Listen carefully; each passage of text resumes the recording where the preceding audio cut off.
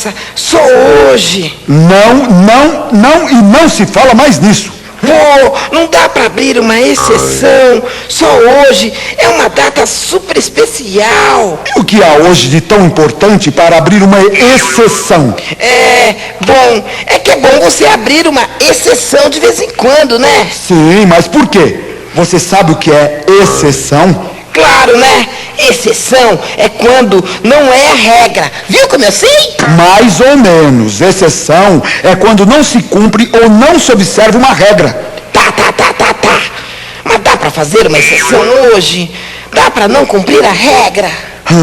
As exceções são para fatos excepcionais. Qual é o fato excepcional hoje?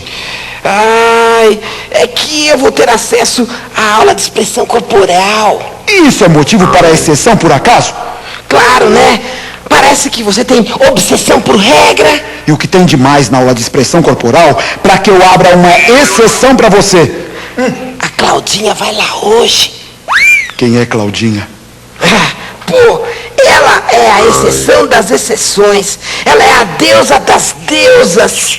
A sereia dos meus encantos. É a especial das especiais. Ela é tudo isso que você está falando? Isso mesmo. E muito mais. Dá para abrir uma exceçãozinha, hein? E onde é a aula de expressão? É na academia do Moita. Bom, já que a Claudinha é tudo isso que você disse, já que ela é tão excepcional, eu vou fazer uma exceção para mim mesmo.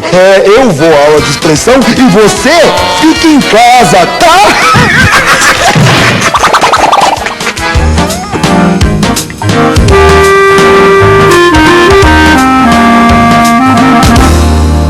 Neste programa você aprendeu a escrever exceção.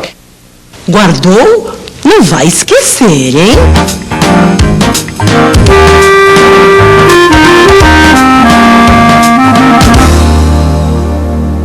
Já que você aprendeu a palavra exceção, adivinhe como se escreve: excepcional, acesso, expressão, exceder, obsessão.